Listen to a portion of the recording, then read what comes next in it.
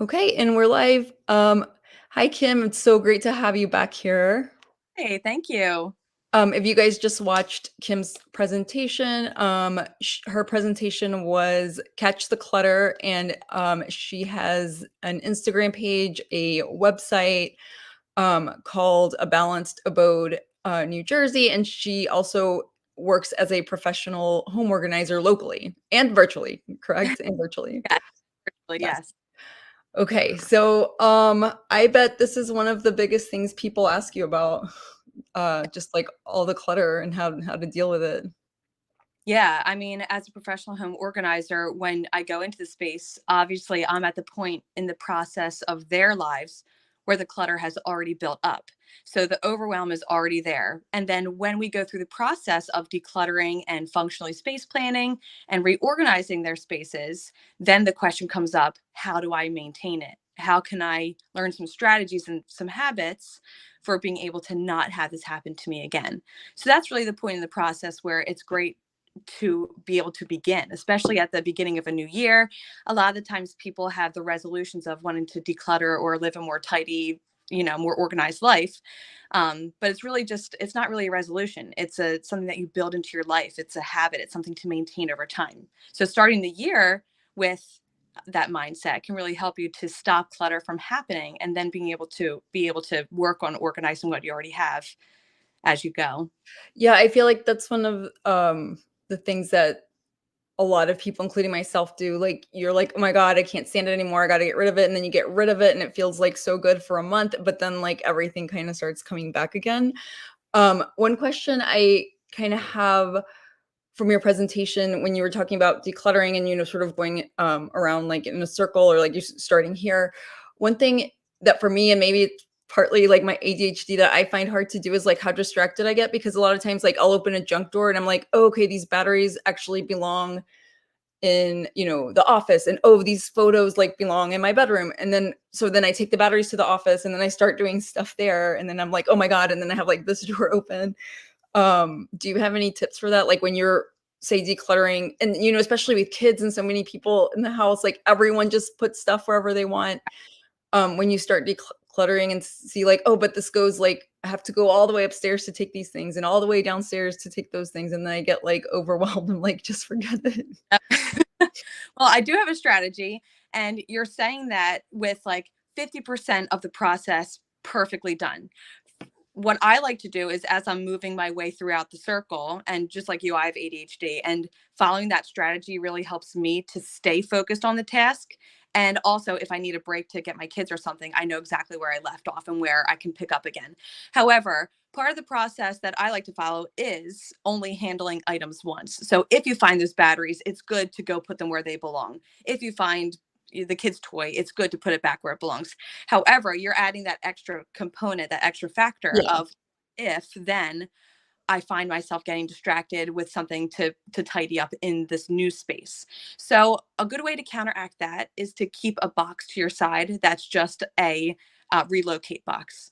So as you're going through, if you struggle with being able to maintain your focus in that way, you could just identify anything that doesn't belong in that space and put it in a relocate box so that you can continue on with what you're doing in that area. Yeah. And done, then you have that other task of, okay, now it's time for me to go put this stuff where it belongs. Yeah. And be a good strategy. Also, listening to music, listening to a podcast, Yeah. it really to distract you just enough from the overwhelm of the Oh yeah, task. I can't do any of that stuff without listening to something. It would Either. drive me crazy. Yep. Like I need both things going on.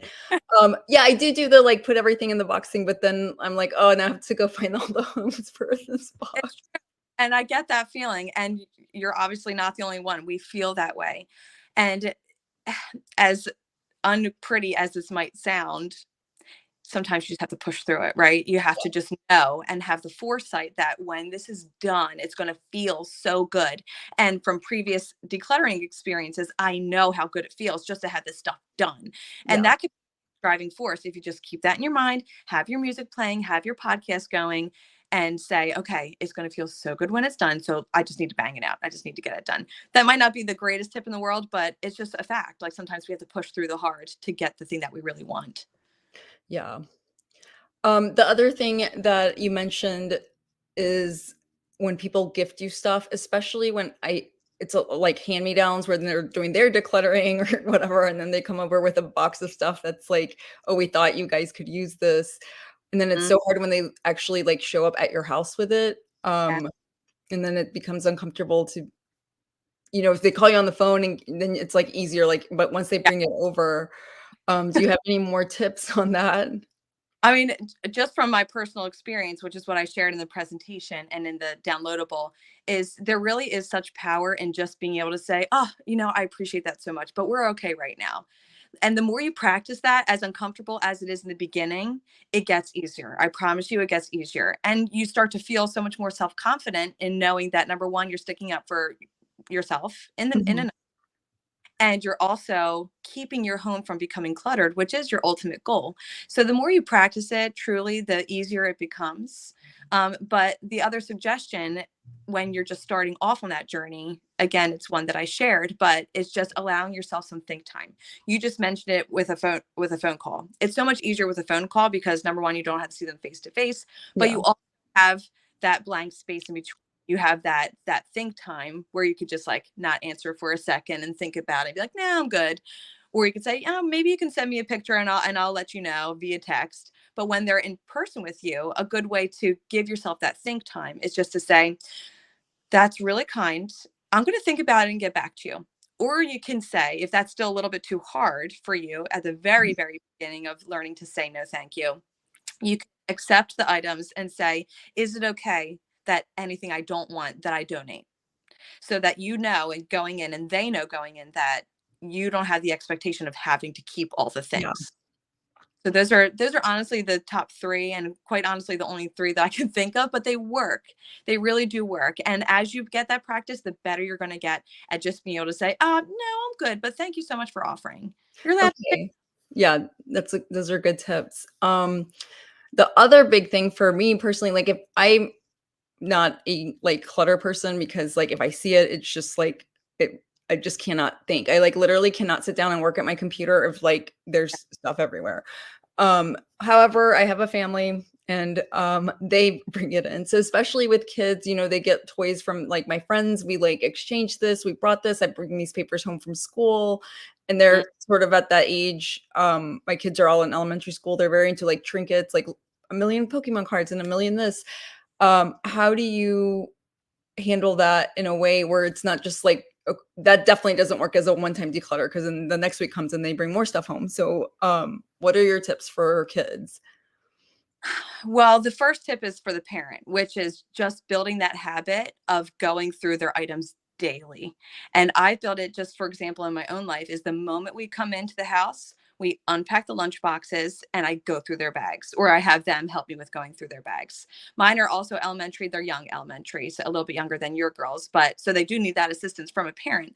Yeah. But when you take the time, just a couple of minutes each day to check their backpacks, to empty things out, you can make that decision with them, or sometimes, let's face it, you have to make the decision on your own to sometimes throw those trinkets away because kids naturally want to hold on to the things they have, but we know that they don't remember every single little tiny slinky from the classroom party that they got. Yeah, for sure. Have to set the boundary with your child slash with yourself as to, okay, they enjoyed this day during this party, but I cannot let it into my home because it overwhelms me and Yeah. it sets my day and my home off in a way that makes me feel uncomfortable. So just getting on top of building the habit of looking at everything just for a couple minutes daily takes the big chore out of maybe your weekends having to go through all the stuff and go through their rooms and find all their stuff on the ground and throw it away and have the fights when they see you doing it. So that's the first suggestion that I have. And secondly, like, paper is its own beast. And I know that I mentioned this in the presentation. Paper, it can be very difficult, Yeah. but get in the habit of sorting through their papers every day. And I like to do it at my drop zone, which has a recycling bin and a trash can right next to it. You can immediately put the things in the recycling that go in the recycling, put the things in the trash that belong in the trash. It's also right by my One Thrive board. So anything on their kids' calendars that come home, I put directly on my One Thrive board. For example, in February, my son has snack day on February 22nd. Yeah. Now, I would have forgotten all about that. I would have thrown that out. forgotten about it, and then it would have popped in my mind the next day, and I would have been apologizing to the teacher. I'm so sorry, I forgot the snack. But my calendar really helps because I have the month view calendar, and then what I love is the monthly tearaway calendar, because I need to be able to know ahead of time as to what these important things are. So Yeah, when I agree. I can put it on the schedule immediately, so that I'm aware of what's coming up, and then I could ditch that paper. So that's the beauty of just getting into a habit with paper, is if you take care of it right away, you put things on your calendar right away, it takes 2 minutes, as opposed to you dreading and avoiding it on the weekends when it's piled up to here on your counter instead. So really, it's just building habits. And also, depending on the abilities of your children and on the age of your children, you can include them in that process. Mine are starting to get to the age where I can start to invite them in. Yeah. I also like I used to have like a monthly calendar, but I started using the paper one too, and it's like so much better for me because the school give you like the schedule for the year. So I just want to go ahead and write it so I can get rid of that paper Yeah, instead of like having to like redo it every month. And then also just without having to erase it. Like for the week it's fine for some reason. I have no problem, but for the month for some reason it's like a big task for me. Um, I like just, getting rid of it and going to the next page and not having to reset like the month and the exactly. days and all that stuff. Yep. And then the kids are really funny because my older two hoard big time, or I think it's hoarding. Maybe it's just normal. But my son is like, it's like insane, like how much stuff he takes. And I was like, I guess it's just kids. But then my third child came along and she's so naturally organized. She just is. She just like puts all her stuff away. When I go to clean her backpack, there's like no, my kids have like notes from their friends and like I don't know, Mhm. like packages of Cheetos and stuff, and she Yep. has nothing in there. She's just like already neat and tidy. I'm like, oh gosh, like she's probably gonna have a hard time one day. My son is the same exact way as my daughter, just in the way you explained. He has like a secret zipper on the back of his backpack. And every time I pick up his school bag and I feel it's heavy, I know there's rocks in there. There Rocks. like rings from cupcakes from birthdays, but they don't remember that they're in there. So, like I said, you don't want to be sneaky, but let's just be honest. As parents, we've all been there. Yeah, you have to. Stuff, and they don't remember, and they don't normally, the majority of the time, don't ask about it. But if your child is capable and able to work with you on building some rules for, okay, look at all the stuff I found in your backpack, can you please keep 5 items that you really love to put in your room, and the rest we need to make a decision on. And you have to use words that's in a way that's going to work with your child. um, and then I just thought of something else involved with my One Thrive board is the file holder, which you introduced me to. It's perfect for those papers that you need, for whatever reason, you might need to keep for longer, Yeah. or artwork that maybe you don't feel like filing away now, but you can do it at a later point in time. I just have a file, and I know you do too, I believe you do too, for each one of my kids. Yes. Well, I actually now have a whole file holder for each kid. To me, it's like the best thing of the system. Yes. I actually have 4 file holders. One is for mail, and then each kid has an file holder, and each one has files for each kid because like all their important papers, like I have one that's like, the birth certificates and all that stuff, but then I have one that's like their current school stuff. And then sometimes when they're just like, I don't want to throw this away, but I'm like, where are you going to put it? I just put it in there. And then after a while I throw it away. Get to But they just like to see me put it in there. Like we're going to yes. put it. It's so that is exactly what I was gonna say, is my daughter she just loves her artwork, and I love it too, but you can only keep so much. I've done the math before, I can't remember the number right now, but if you have 3 kids like we do, and they each come home with 2 pieces of artwork per day, that's what? 2 per kids, that's 6 pieces times 5, 30 pieces of art each week, and then 30 times the 40 weeks of the school year, that's 100. No, I'm not doing my math right. What, Maybe I 1,000? can get it together enough one day to be like, snap the pictures and make it into an Yeah, album or something. exactly. That yes, I love that. I love that strategy. But it's like, come on, we can't keep 1,200 pieces of paper in our house. So in my home, I keep my pantry door, which is right next to my One Thrive board and where we unpack all of our stuff. My pantry door is where they have all of their artwork, and that is the only place in the shared living spaces where their artwork is displayed. So when the seasons change or the new holiday comes, an old piece comes down and a new piece goes up, and that old piece, it gets recycled. Or if they really really love it, if their picture is on it, sometimes I like to save it if their picture is on it because it's just, or their Yeah, handprint. I keep those with the pictures on it. Yes. we're That gonna goes wrap up here pretty soon. So if anyone who's still watching has any questions for Kim, please go ahead and ask those. I actually got like one of those like accordion file holders, or actually I got one for every member of the family and just have them in our shelves with their books. And when they bring home that stuff where it's like a picture, their baseball pictures, or like they made a trinket that has their picture on it, I just put it in each person's folder. great. Um, and then the other thing I do, I love how you like are such a stickler to doing it all like every day and sort of like at all times. I try so hard. It's like really, really hard for me. But one thing that I do that is more of a like in between, like touching it once and doing it later, is each kid has like a box that's Mhm. under a bench by our stairway. And when I find their random stuff everywhere, I just put each of theirs in a box. And at the end of the week, I'm like, okay, this box needs to be clear. Like everything needs to go where it really goes, or like it's going in the trash. That's Um, like a boundary that you're setting. yeah. And never And actually they end up throwing away part of it because they're like, okay, yeah, I guess I don't really need yeah, this. great then. That's But that keeps me from like throwing away, because I have, a lot of times they don't notice, but sometimes they do. They're like, "Oh, I needed that like toilet paper roll. It was like so important to me." And I'm like, "I didn't know." I love that strategy. I mean, in my house, I'm definitely tidying every day. But that's also I'm not a minimalist by any means. Like I don't have one pen, I don't have one pencil. I have enough that we need, but I also make sure to keep the amount of stuff that I have to an amount that is manageable for Yeah. me in Yeah. my life. That at the end of the day, when we're doing the tidy around the home, it's something that I can handle every Yeah. day. Otherwise, I'd have to start eliminating because for me, just like you, when you said that there's things over around you, you're overstimulated, you can't focus. That's me too. And in my all day, every day, not just at my desk. It's like, and I know you probably feel the same. Like if there's socks on the ground here because they strip off their clothes when they walk in the door, and then there's toy over here, it just drives me nuts. I kind of have to take care of it right away, Yeah. but have the amount that we can handle. Yeah. And that's why I have to I started putting in the box, because it was like I cannot like physically look at this anymore, but I don't have the time to go organize it in their room. So it's just going in this box where it's like Yeah, out of my way, so I'm not looking at it like for yeah, my mental health. I love But then they're gonna deal with it later. I love that. And I would probably have to set myself an alarm like every Friday, 6 p.m. Time to My get rid of the stuff. stuff away.